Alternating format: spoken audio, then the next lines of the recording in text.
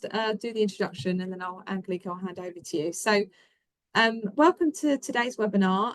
Today you've got the lovely opportunity to hear about our brilliant LLM program that we offer at CCLS in Paris.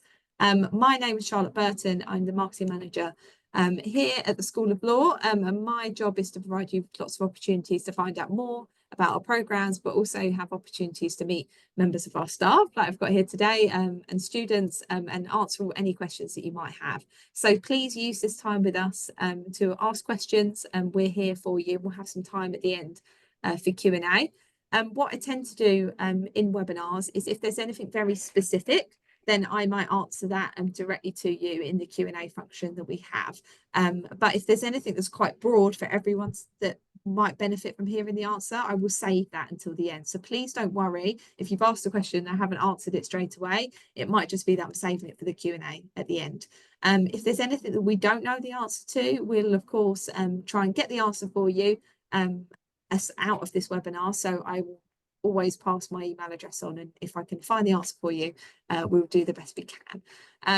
So without further ado, Angelique, I'll pass to you if you want to share the screen. Hello all and welcome. My name is Angelique Polatu and the program coordinator for the Paris offerings. And the first contact for anything that has to do with the admin side of the program. And with me today is Dr. Maria Fanou, who is the program director. And Maria, it's to you. Hello, everyone. Welcome to this webinar. I am, as Angelique mentioned, the acting program director for the Paris LLM program and one of the academics with the School of International Arbitration at CCLS. So I think I will share now my screen and start the presentation. I need to find it though. Where is it? I'm sorry. What do I share?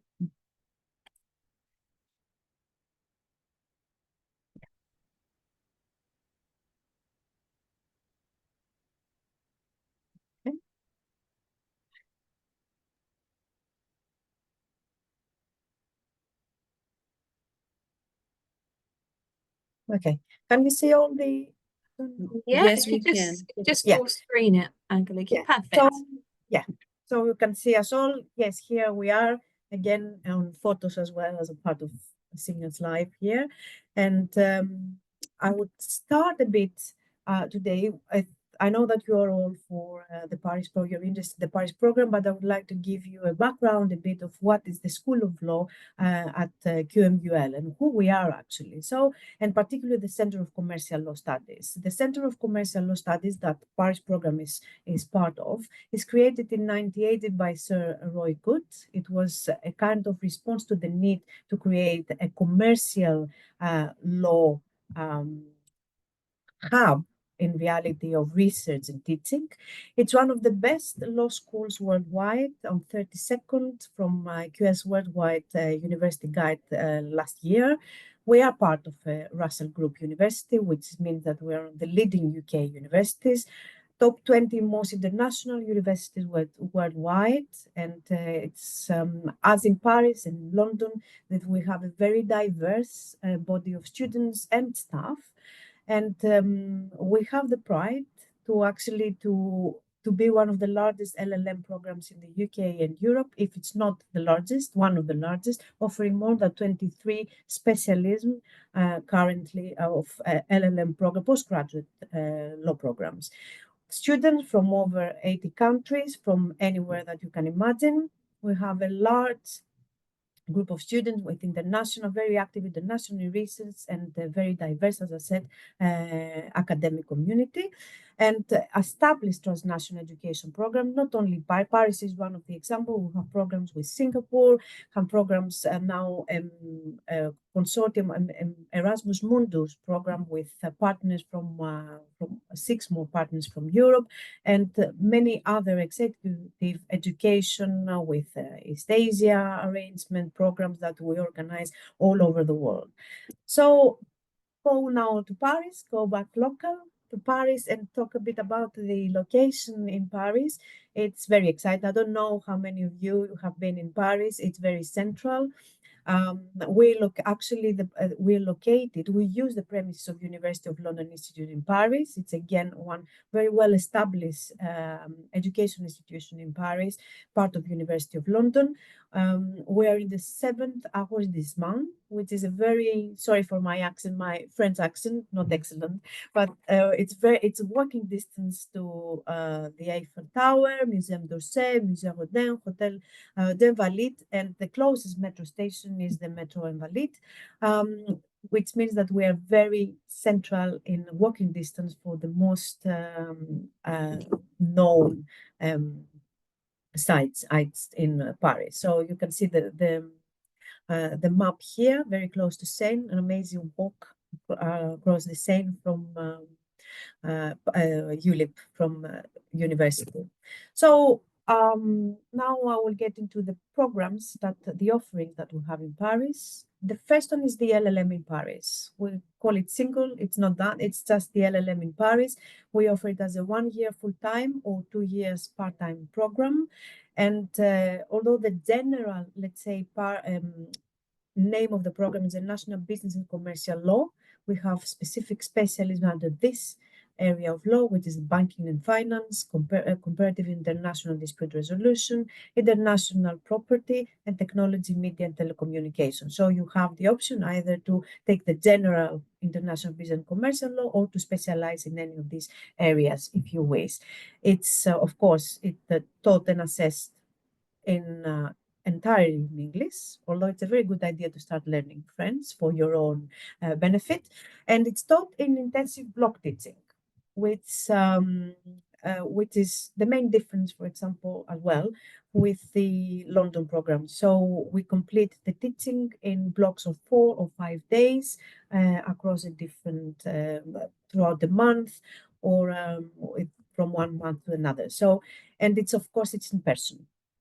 We don't have remote teaching in Paris, and there is online support. We use our e-learning platform QM+. It's there to support you. You can have meetings with your academics or us through online as well, but the teaching, the actual teaching, is in person.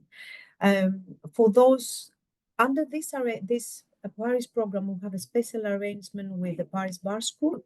And our LLM can be part of the PPI, the Projet Pédagogique Individuel. If anyone is interested in that, we can discuss it in more details or individually if you need to. The other program that we offer, and we are very proud of it, of this partnership, is a double LLM with the Sorbonne. This program launched in January 2018. It is 18 months. It is a full-time only, and we have only a January take. I forgot to tell you that for the LLM, the single LLM, we have 2 intakes, September and January. This one, the double LLM, is only offered in January. It is a bilingual program, and in English for us and French with the Sorbonne. You have an internship. It's part of the program. It's an internship that is overseen and organized by the Sorbonne. And at the end of these 18 months, you will get 2 qualifications: an LLM International Business Law from us, which is in English, and LLM in French and European Law from the Sorbonne in French. So what to expect really from when you are in Paris? As I mentioned before, it is the intensive block teaching. It can be, as I said, it is 4 or 5 we compress, let's say, the hours of teaching instead of a weekly base in London on 4 or 5 days. Can be daytime, evening, and in some cases can be Saturdays.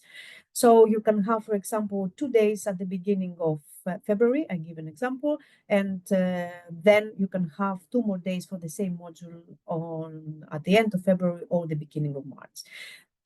I mention again that it's fully in-person teaching with online support when it's needed and when it's appropriate. And the modules are studied across the semester, regardless of the class time. What does this mean? This means that because exactly is an intensive block teaching, doesn't mean that you only study the time that you go for the lectures. You have to study and prepare for your modules throughout the semester. We have this arrangement of 15 or 30 credits for its modules. This means 15 or 30 hours of teaching. And for this, you have to keep in mind that 10 notional hours per credit are required, which means this includes lectures, of course, reading, preparation, self-study, and revision. And the other thing that it's very unique, we have a small class sizes. It's very interactive, it's very personable, and of course, if you compare it to London, that can be 100, a large class can be 100 students or 80 students. Here we will have the maximum number of students per class will be around 25 students. And the participation and it's very much encouraged and expected.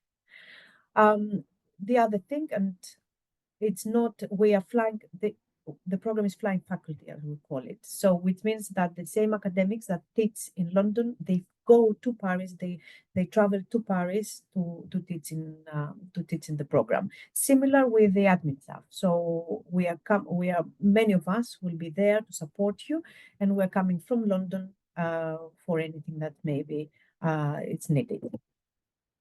Now, the LLM structure, it requires 180 credits, and this can include 30 credits dissertation, which is mandatory or optional, depending on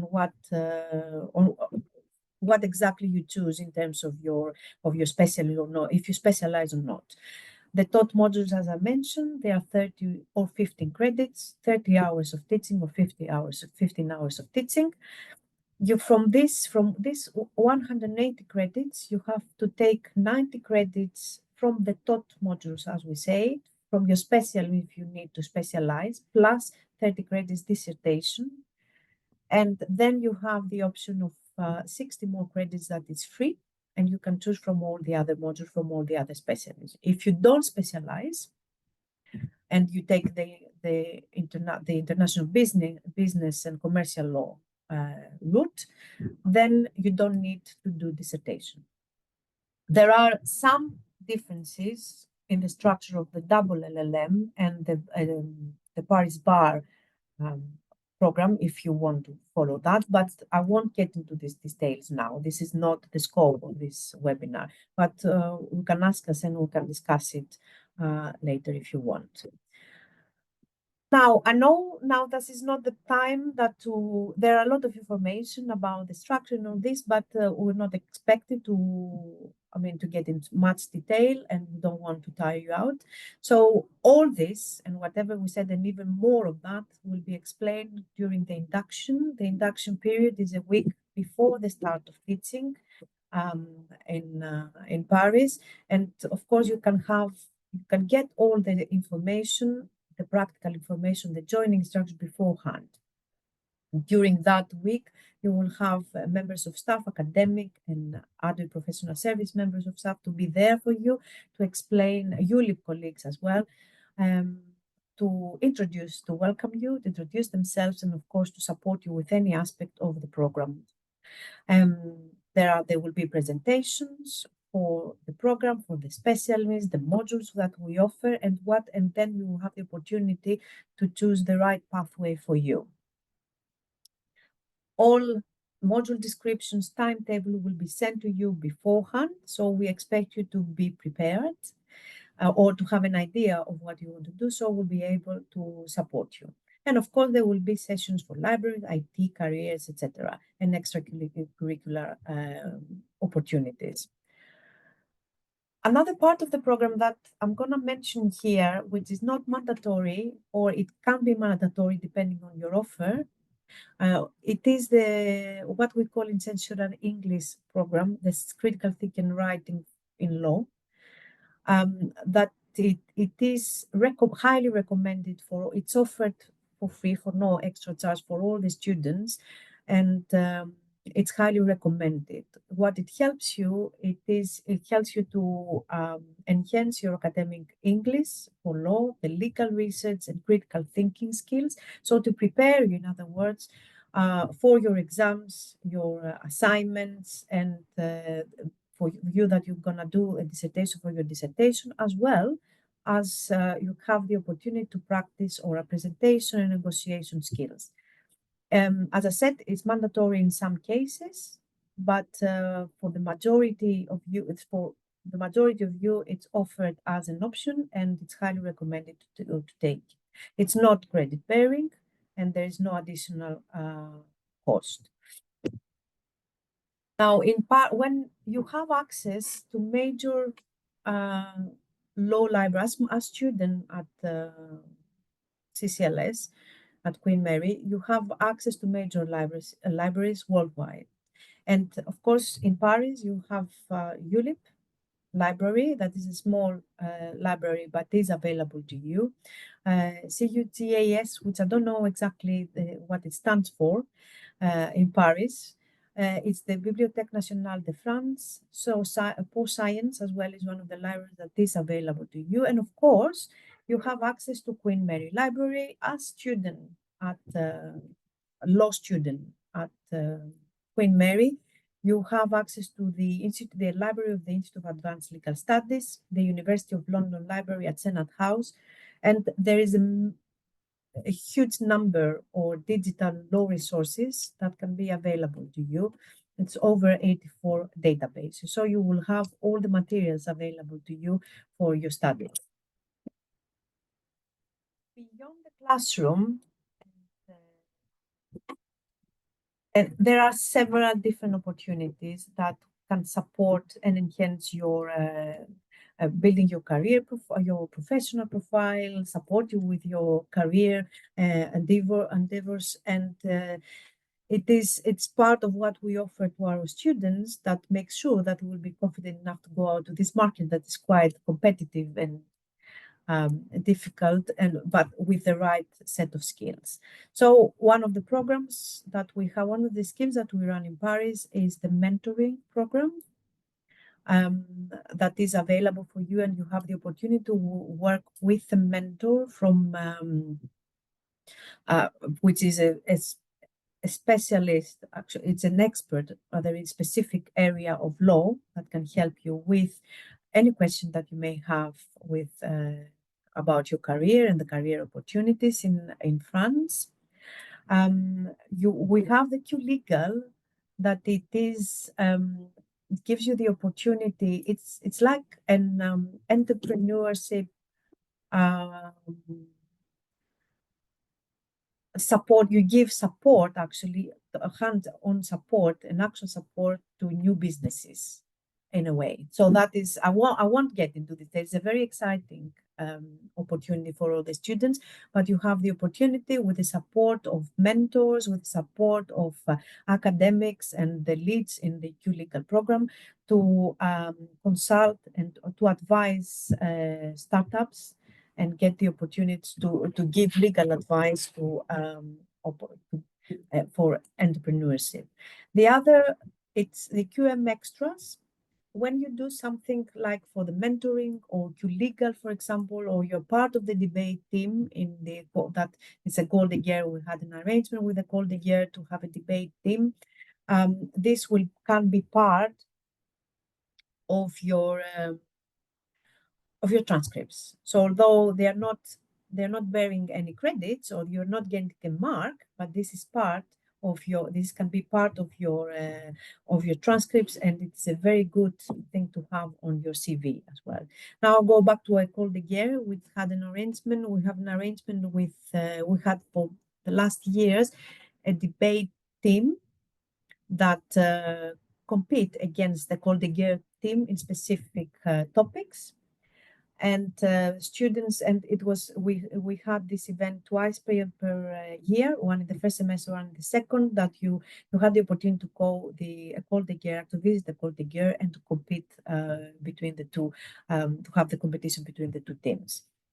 Something more practical now, just in terms of the tuition fees. for the CCLS in Paris.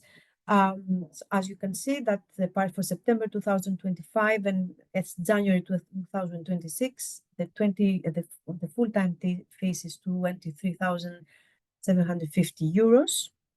And similar for part-time is the same amount divided in 2 years and paid in 2 years. And for the Sorbonne, the full-time program, which is offered only full-time, is 32,000 euros. So there are several scholarship and funding opportunities that you can find on our website online. And the slides, I think that they will become available to you. It's right, Charlotte? So you can have access to all this information and links. And to close this, just to highlight a couple of the reasons join CCLS Paris. First of all, it's a respected, it's a QMUL qualification. It's CCLS qualification with the stamp, let's say, the quality stamp of Queen Mary. So this means that they respected the renowned qualification across the world. There is a very diverse student body. For the past academic year, 48 students were in the programs from over 20 different jurisdictions. And the same with the academics and the members of staff as well. It's very diverse body of members of staff as well. The classes are smaller, which means, as I said before, you have closer relationship with academics and professional services, a more personable approach to teaching and learning. And there's a very strong alumni network in Paris. And this is one of the things that we build with our students and our graduates as well, to make sure that there is a very strong alumni network that organize events, that they are there to support you, that maybe in many occasions give career opportunities and create a very strong community in Paris, which in turn leads to a very good legal network with LLM student lawyers and alumni from all over the world. And of course, we have the, let's say, the benefit of both sides, London and Paris, in the sense that you have the support as all the other students in London, and plus the support that you can have in Paris. And of course, the same QMUL faculty, same quality, same qualification as London, with different experience. Of course, we don't say, and we don't want to say that it's same, we don't want to make it same to London, it's different, but in one of the most beautiful, actually, cities in the world, which is Paris. Yeah, this is for your questions. If you want, you can contact us directly. We're all very happy to respond to this, to your questions, and to visit our website. That's it from me, and thank you very much. I try to keep it short, so give more time for questions. Thank you. Shall I stop sharing?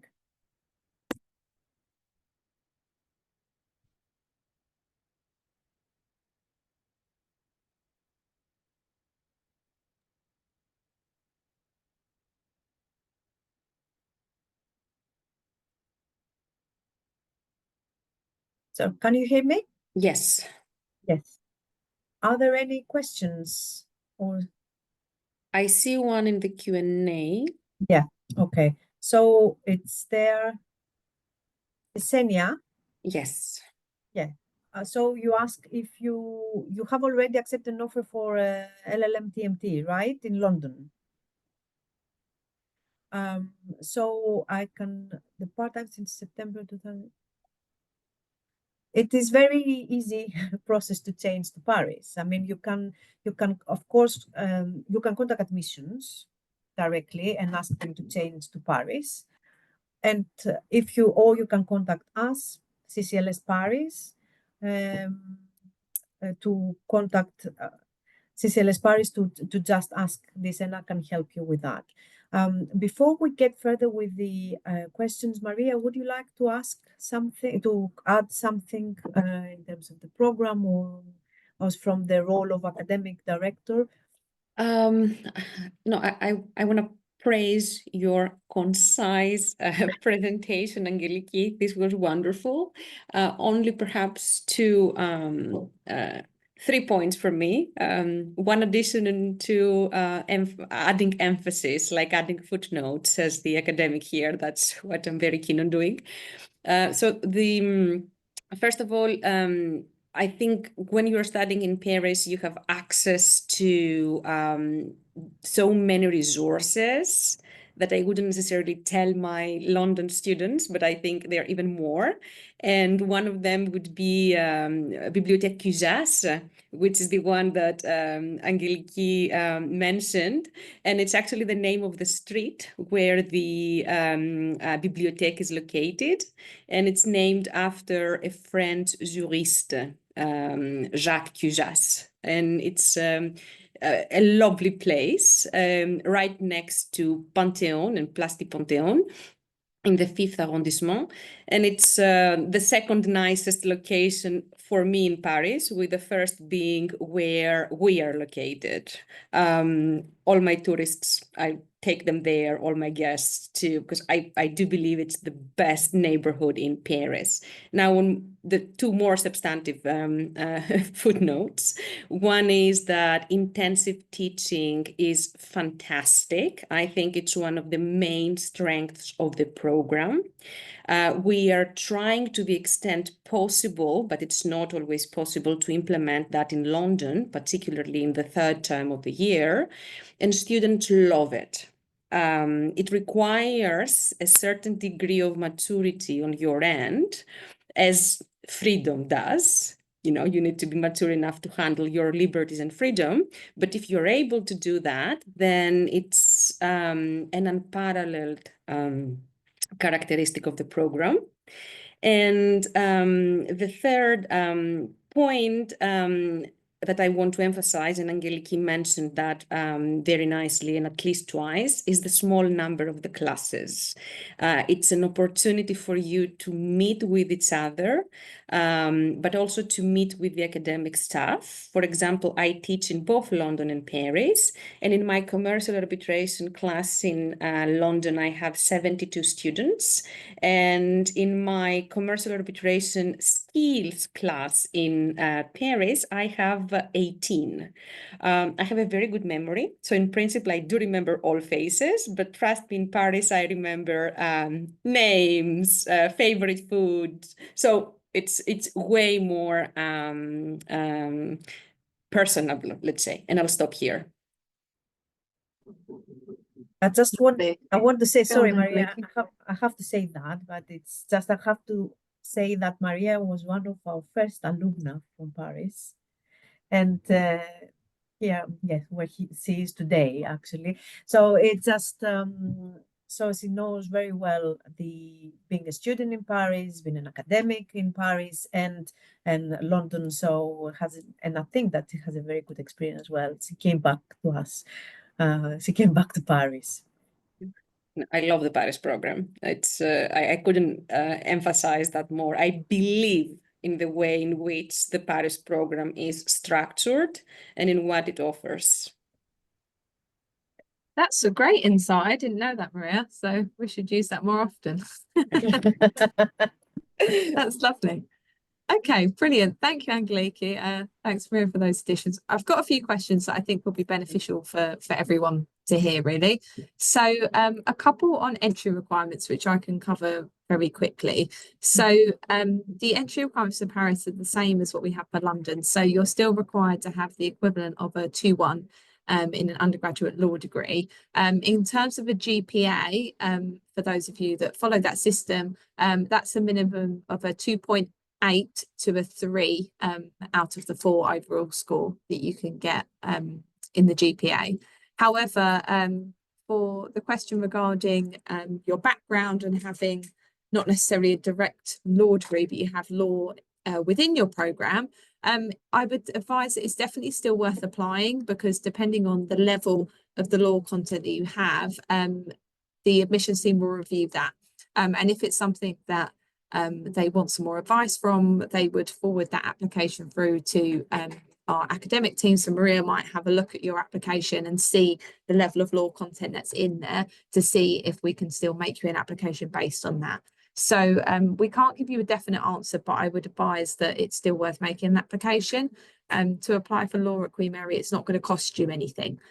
So there's no reason why you can't just give it a go, and the admissions team will review that and they'll come back to you if there's anything missing, for example. So if you've got a major in politics, but there's a lot of law content in there, then I think it's still worth an application.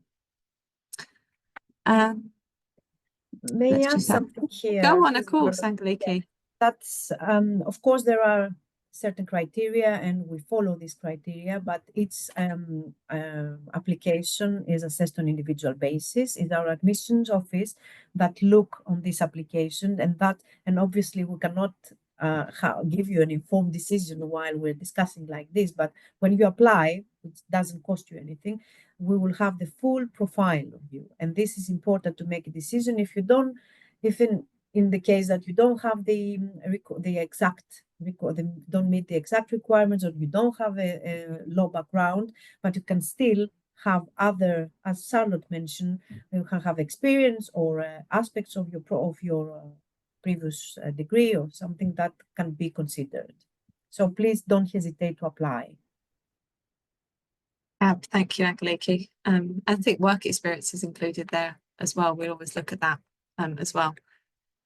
Okay, and a couple of other ones just regarding admissions before we move on to some other bits. In terms of changing your start date from September to January, you absolutely can do that. You can change September to January if it's a standard LLM, but someone's asked about the double LLM with Sorbonne, which would be a different scenario, wouldn't it, Angeliki? Yeah, that is different because the admission for the Sorbonne, for the double LLM, is different to it's not as simple as to say for the single LLM, because there are two universities involved. So you have to go through our admission to apply to us directly. If your application is successful from our side, we meet the requirements, let's say, then we pass the information to the Sorbonne, and then you have to take an interview with the Sorbonne because the program is bilingual and they check as well your friend's language proficiency. So you cannot easily move from one program, from the single LLM to the double LLM, because it's a different process. And of course, as I said, you have to speak two languages. You have to use two languages. You have to prove your proficiency in English and French. Perfect. Thank you, Angeliki. And the question about what are the chances for an international student to get us admission, and we have a huge number of international students. The majority of our students at CCLS tend to be international, so it's not a barrier at all. And we have a very, very, very specialized admission team and experienced admission team that they look of qualification from across the world. So definitely you have chances, not only chances, you will consider your application. Okay, perfect. Just to clarify, I'm taking the standard LLM full-time course at Worcester in January instead of September. Is that possible, or is the standard LLM course only take place in September? No, you can move to January. You'll have exactly the same experience, just your start will be in January rather than September. Okay, a couple of other questions. So in terms of Paris LLM, can it also be part-time like London? Yes, it can. I think quite a few students do that as well because of the intensive style, don't they? It gives you a bit more flexibility if you've got work commitments and you want to travel through. Yeah.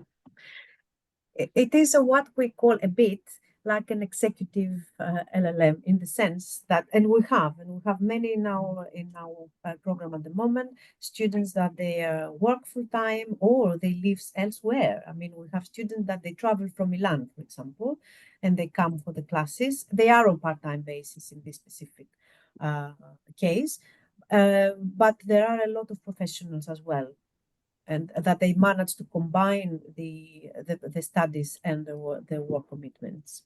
Which is also another important characteristic of the program that differentiates it from the London one. And to put this in even more specific terms, it's better networking, because some of your classmates might already be in practice in international organizations or in law firms or anywhere. So it's a very, very vibrant community in that regard. Okay, thank you guys. I'm just finding some answers to some questions. In terms of recording of the webinar, we will send this out to you, so you'll get this, so please don't worry if you've missed any of that. Okay, I think it might be helpful. There's been a question about the specializations and how that works. Angeliki, would you mind just expanding on how that works in terms of how they end up with the specializations, perhaps when it does get to induction? Yeah, I will. Yeah, it's about the structure, I mean. So as I mentioned before, the LLM is 180 credits. So in order to get the award. So if you want to specialize, you have to take 120 credits from the module that under the specialism of your interest, including a dissertation that will be on a topic of your interest. And then you can choose, 60 credits that we call free choice. But the requirement is to take 120 credits from the specialism of your choice. And the dissertation is mandatory in this case and should be on topic of the specialism. Is it clear? Is this what you're interested in? I don't know if this is what the question. I also think the question was about when they have to choose about it. And I guess the answer is not now, but they can do that during the induction, right? Right. No, you don't need to do this now. We don't expect you to do this now, of course. And that's why I mentioned the induction, because that was the point, that we get all the information that you need to decide if you want to specialize, if it's better for you to specialize, because maybe sometimes you feel that is not the best option for you. And then you will have all the information, the support that you need in order to make your choices, and the choices of your modules as well. There will be a detailed presentation of the specialism and all the modules during the induction. So you will have your beauty parade there and be able to decide. We are all muted. Sorry, that was me typing away. Thank you, guys. That's great. There's quite a few questions about modules and how that works. We haven't got the kind of final module list at the moment for September, have we? We have for September, but we haven't finalized this January to June, because the Paris, the way that it works is 2 semesters. One is September to January, and then is January to June, which is longer. And we have the module for September, the first semester, but we are working on finalizing the one from January, and that will be available, I think, at the beginning of July. Okay. So then we will start send information to those that they have unconditional offers and accepted them, and so on and so forth. Yeah, brilliant. So we start to send induction emails in the next few months, so you'll receive all the information that you will need ahead of September, so you're prepared. There won't be every single module that we offer in London, because as Angeliki's explained, the module structures and the teaching is quite different, but that information will all come through to you, and then you can have a look at that then. Okay, just going to dismiss some of these, which I think we've kind of covered.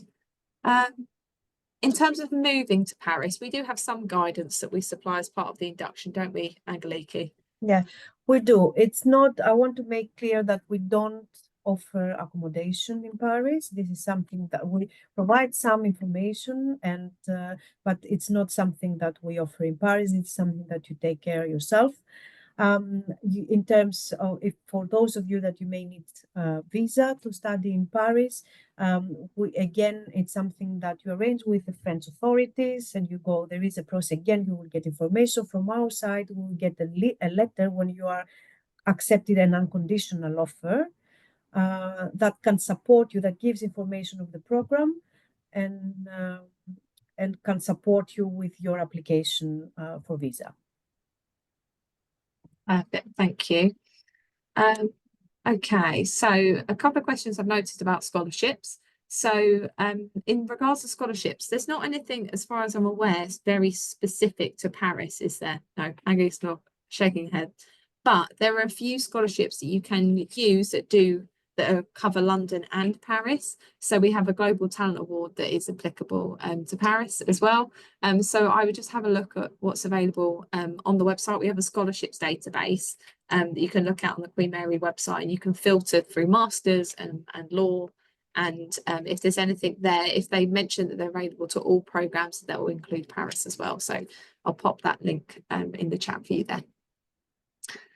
And then with a 2-1 undergraduate degree, for scholarships, this totally depends on the criteria for the scholarship. So our Global Talent Award does cover if you've got a 2-1 undergraduate law degree, but different programs have different entry requirements or application criteria for you to make an application. So I'd always just have a look on there.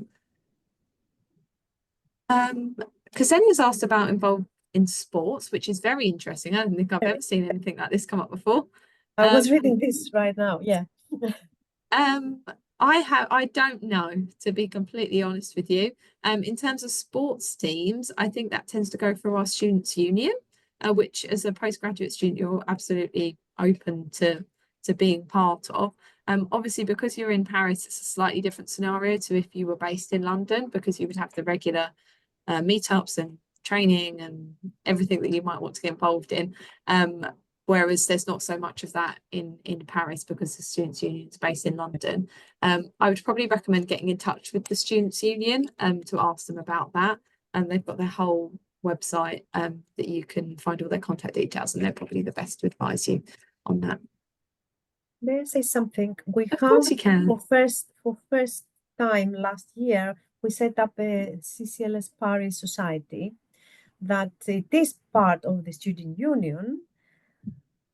And they organize social events mainly. It's similar as the Student Union in London, but of course at a smaller scale and with not all these societies. It's one society, CCLS Paris, the social events organized. We didn't have this kind of, I don't think that someone was specifically interested in sports, but if you will be interested, you may create something or have other people to join you. In terms of facilities, though, what I can say, they're not available in our campus in Paris. There are obviously gyms and stadiums around Paris. I'm sure that there are, but I don't know more about that. I don't know, Maria, if you have a better idea on this. No. We can. Me and sports, the only relationship is sports arbitration. Otherwise, no.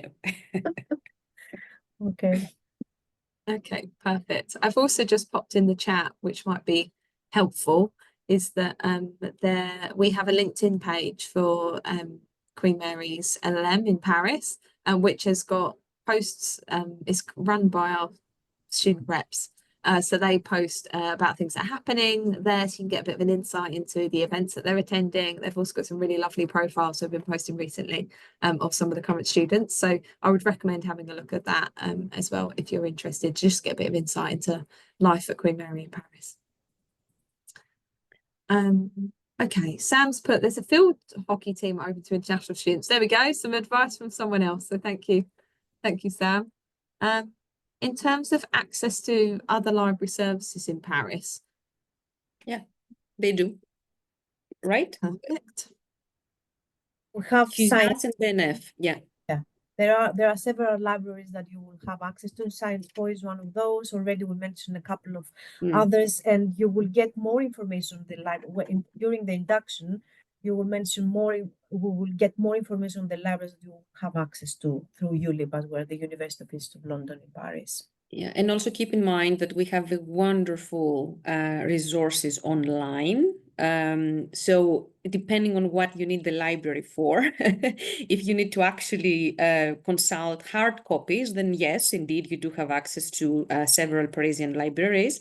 But if you're also concerned about, studying place, I can guarantee that our own library in the building in ULIP is lovely.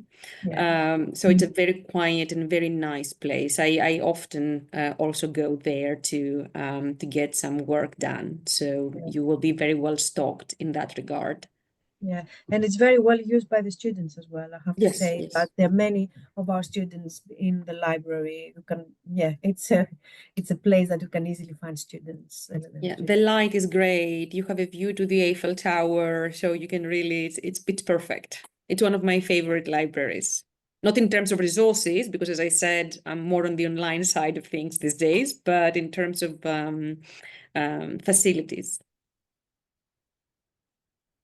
Perfect. And then probably the last question we'll take before we're nearly finished is about cost of living in Paris, and the comparable to London. It's I'm not too aware of Paris cost of living, but Maria, I know you're based there, so you might be able to advise. Well, with the risk of like being recorded, but I should perhaps add some sort of a disclaimer that I'm not liable for any of my answers, blah, blah, blah, blah. No, joking aside, I think that living in Paris is much cheaper than living in London. There are so many ways of surviving and having real fun and enjoying things in Paris than in London. So I'm sometimes joking with my friends, I should write a book on how to survive as a student in several different cities. And I would say that Paris is one of the of the best ones. Also, of course, it depends on where you are coming from. If, for example, I saw a couple of you coming from Belgium or the Netherlands, you can always find creative ways of minimizing your costs. For example, you might not go for a permanent lease and you might want to go for an Airbnb, which you can find great options in Paris, which wouldn't be the case in London. And then this way you are having the best of both worlds. I mean, I don't have this level of insight in Paris, the cost of living in Paris, but definitely know that it's in terms of transportation much cheaper in comparison to London. So even if you decide not to live very close to the university, it's not inaccessible when you live further away. So it is, and of course, as Maria said, and Maria's that to note here, please write this book about how to survive. I think it will sell more than a couple of academic ones, but don't, Charlotte, please delete that part from the recording. So that's, it can be cheaper. And I think just one additional thing to add in terms of cost, because the LLM in Paris is in euros, actually when you convert it to pounds, it's actually significantly cheaper than our London LLM. So I always advise the students when I travel, when I meet students, if cost is something you're concerned about, the Paris LLM is a cost-effective option for you. Yeah. Due to that conversion rate and the fees being very high.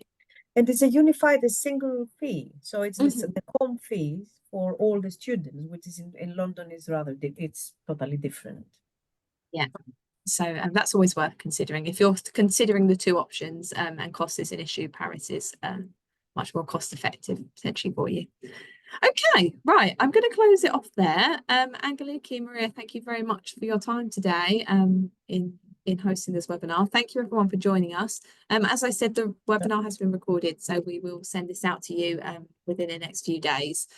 So please bear with us if you haven't got it straight away. I've popped email addresses in the chat. So if you have any questions, please do get in touch with us if we haven't been able to help today. And we'll wish you a lovely rest of your day. Yeah. Thank you very much, Sal, for organizing the LinkedIn link as well. Yes, I've put it in the chat. Thank you. Thank you. Thank you both. Thanks, everyone. For joining us. Bye-bye. Bye. Bye now.